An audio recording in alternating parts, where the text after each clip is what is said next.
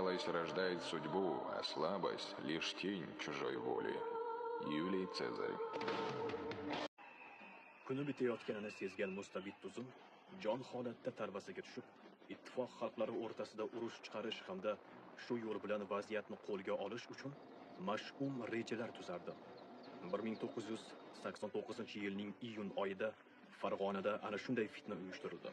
Millatlararo nizo chiqarishda ustasi farang bo'lib ketgan mustabidlar qamoqdan maxsus chiqarilgan sobiq mahbuslar vositasida xalq orasida birodarkushlik urushini boshlashdi.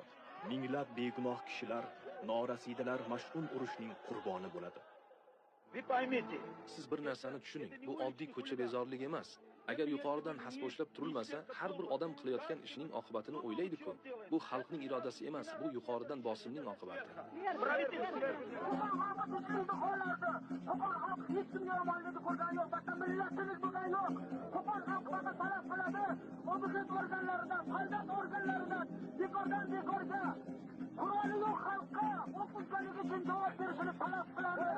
Uchinchi sababi shuki, bu orada vasvasa qo'zg'ab, o'zbek do'ppalarini kiyib turklarga qarshi kurashib, turkcha o'zicha go'yo turkcha kiyinib, turkcha qiyofada o'zbeklarga qarab tosh otib, o'zbeklarga qarab hujum qilganliklari, bu yerda arman xalqi ham, rus xalqi ham qatnashganligini va bu provokatsiya yuqoridan turib, Moskvadan turib uyushtirilganligini biz juda yaxshi bilamiz o'rtoqlar.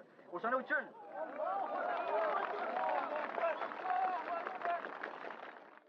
bu voqealar sodir bo'layotganda Moskvada butun ittifoq millatlar kengashi syezdi bo'layotgan edi. O'sha paytdagi hukumat rahbari Mixail Gorbachov minbardan turib, bu fojialarga musulmonlarning o'zi aybdor deb iddao qiladi. Syezda ishtirok etayotgan muftiy Muhammad Sodiq vatanidagi bu ayanchli voqea xabarini eshitgach, ukasi Muhammad Aminga qo'ng'iroq qiladi. Shayx hazratlari menga qo'ng'iroq qilib, aniqini bil, nima gap deganda, biz harakat qilib qo'limizdan kelgancha o'sha voqeani tafsilotlarini Shayx hazratga yetkazganmiz. Bismillahirrahmanirrahim. Дорогие товарищи, народные депутаты, я народный депутат Мухаммад Садык, муфти, председатель Духовного управления мусульман Средней Азии и Казахстана. Я от имени многомиллионных мусульман, которые проживают в нашей стране. Keyinchalik Gorbachov o'zining noo'rin ayblovi uchun muftiy hazratlaridan uzr so'raydi. Нет, похоже, ты до сих пор не понимаешь. Им наплевать на твою доброту. Их волнует только то, что ты можешь дать здесь и сейчас. В тот же миг, когда ты перестанешь приносить пользу, ты перестаешь существовать в их мире.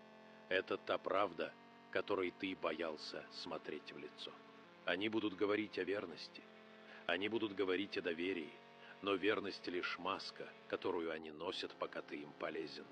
Доверие – слово, чтобы держать тебя на месте. Когда придет час, они откажутся от тебя без колебаний. Как писал Макиавелли, мудрый действует сразу, а глупец в конце. Действуй первым, двигайся раньше них, режь, прежде чем тебя порежут. Защищай себя, прежде чем защищать их. Милосердие без силы не доброта, а уязвимость. Уязвимость ведет к уничтожению.